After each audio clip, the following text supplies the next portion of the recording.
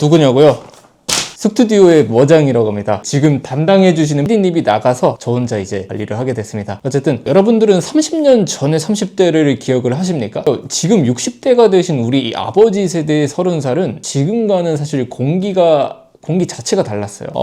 다시 말해서는 1990년대 초반 30살은 그냥 이미 완성된 인간이었어요. 그러니까 회사에서는 실무를 책임지는 대리나 과장이었고, 집에서는 자녀가 있기 때문에 자녀의 학예회에 참가하는 그런 듬직한 가장이었습니다. 근데 지금의 30대는 어떻습니까? 그러니까 30이 넘어서도 지금 부모님과 함께 살면서 어른 노릇이라는 것을 숙제처럼 하는 사람들이 사실 좀 많은 것 같아요. 여러분 솔직히 한번 얘기해 보세요. 나 지금 30 넘었는데 부모님이랑 같이 살고 있다. 이런 분들 솔직히 있으실 겁니다. 그게 잘못됐다라는 게 아니라 일단 제 말을 한 번만 들어봐 주세요. 사실 이게 비단 한국만의 현상이 아닌 것 같아요. 그러니까 제가 조사를 한번 해봤는데 미국이나 유럽이나 전 세계가 지금 집단적인 성인식이 실종됐다라는 표현을 쓰면서 사람들이 좀 혼란스러워하고 있어요. 이게 이 말이 뭐냐면, 그러니까 오늘 그래서 스튜디오 머장, 그러니까 제가 과거 세대와 현재 그리고 전 세계의 사례를 낱낱이 비교해서 우리가 왜 그런 애새끼 같은 어른으로 남게 됐는지 그 잔인하고 좀 팩트를 꽂는 그런 말들을 좀 해보고 또 설명해 드릴게요. 먼저 시간을 30년만 뒤로 좀 돌려보겠습니다. 그러니까 1960년대생,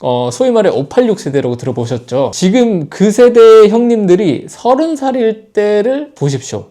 요즘 애들은 나 약해 빠졌다 이런 말을 많이 하는데, 사실 당시에는 20대 후반이면 결혼이 당연했어요. 사실 그때면 우리 부모님들 다 결혼해서 우리 낳은 거 아니에요. 그러니까 물론 개 중에는 결혼 못 하신 분들도 있고 독신으로 살아가는 분들도 있겠죠. 20대 후반이면, 당시에는 20대 후반이면 결혼이 당연했고 30이면 이미 우리 애들은 초등학교 갈 준비를 했었단 말이에요. 그러니까 그때 어른들은 배수의 진을 친 삶이었단 말이에요. 나 하나 믿고 사는 가족이 기본적으로 3명에서 4명 정도 되는데, 회사에서 내 기분이 좆같다고 퇴사를 한다? 이건 말이 안 됐다는 거예요. 책임감이 성격을 이겼던 시대예요. 근데 반면에 지금 30대는 어떻습니까?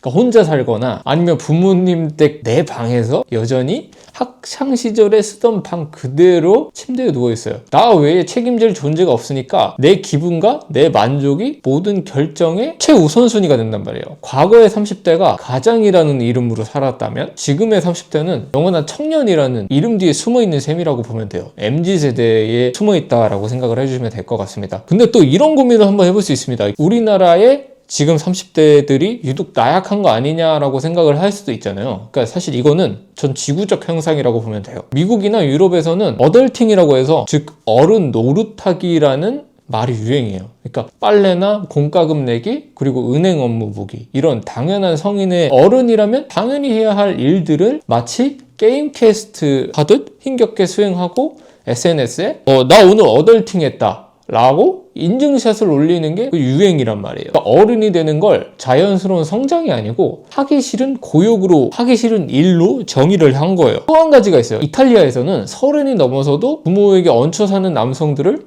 반포초니라고 불러요. 그러니까 이게 무슨 뜻이냐면 큰 아기들이라고 해요. 그러니까 영국에서는 대학 졸업 후에 다시 집으로 돌아가는 부메랑 세대 사회 문제가 된 지 좀 오래됐죠. 왜 전 세계가 이럴까라고 한번 생각을 해보면, 과거 서구권 30대는 히피 문화라고 들어봤죠. 그 문화에서도, 그 문화에 빠져도 경제적 자립은 기본이었어요. 근데 지금은 집값이 폭등했고 일자리는 불안정해요. 전 세계 청년들이 무의식적으로 어차피 완벽한 자립이 불가능하니까 그냥 보호받는 아이로 남겠다라는 전략적 퇴행을 선택을 한 거예요. 여기서 조금 더 똑똑하게 한번 들어가 봅시다. 그러니까 뇌과학이나 양육 환경을 좀 더 더해보자고요. 우리 뇌의 조절센터라고 불리는 이 전두엽은 25살이 돼야 완공이 돼요. 근데 우리는 그 25년 동안 뭘 했습니까?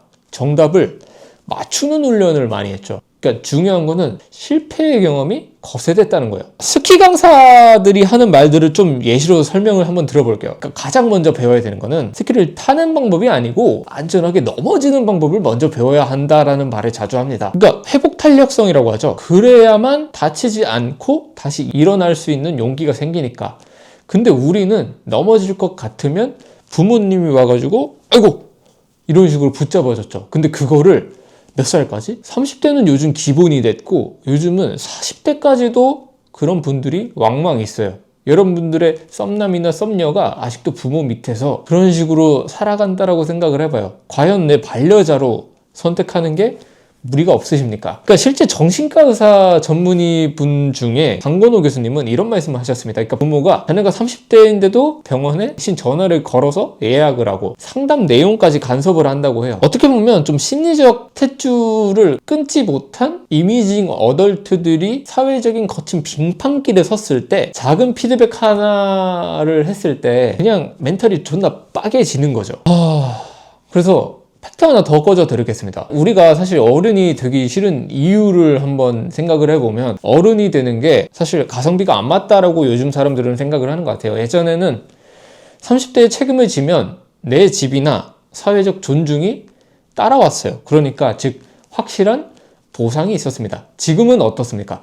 열심히 책임져봤자 내 집 마련은 사실 꿈도 못 꾸고 책임질 가족은 경제적인 리스크예요. 그냥 난 게임만 하고 싶어요. 어떻게 보면 사회가 보상을 뺏어가니까 사람들은 본능적으로 단기 쾌락으로 이동을 해요. 그러니까 오마카세나 명품, 피규어, 게임. 이건 사실 사치라고 볼 수도 없죠. 장기 보상이 사라진 세대의 슬픈 생존 전략이라고 보시면 될 것 같습니다.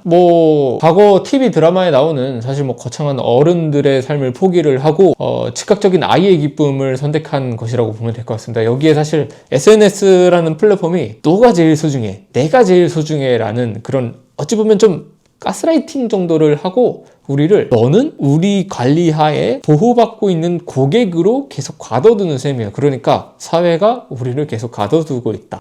어른이 되지 못하게 좀 가둬두고 있다 라고 생각을 합니다. 사실 여기까지 들었으면 저는 이런 말씀을 또 드리고 싶어요. 그러니까 지금까지 제가 한 이야기는 여러분들한테 면죄부를 드리기 위함이 아니라고 생각을 해요. 그러니까 여러분들이 발을 딛고 있는 이 진흙탕을 정확히 보여드리기 위함입니다. 여기까지는 구조 탓이나 사회 탓 맞아요. 근데 이후에 좀 더 들어보면 이거는 당신이 선택한 이 길의 일부라고 생각이 드실 겁니다. 요즘 세상이 우리를 아이로 남게 설계를 했다고 해서 진짜 평생 아이처럼 사실 수 있다고 생각을 하십니까?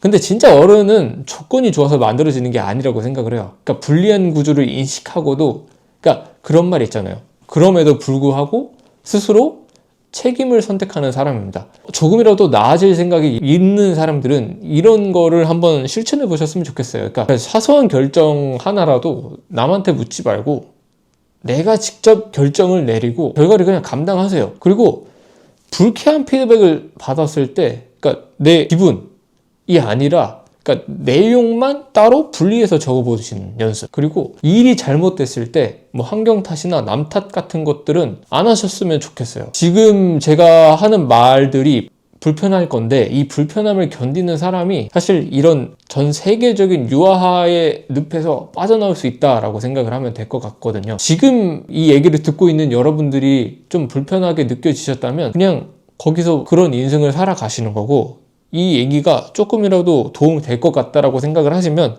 그걸 그대로 안고 가시면 되는 겁니다. 영상이 좀 뼈아팠다면 구독과 좋아요로 좀 함께 해주십시오. 머장이었습니다.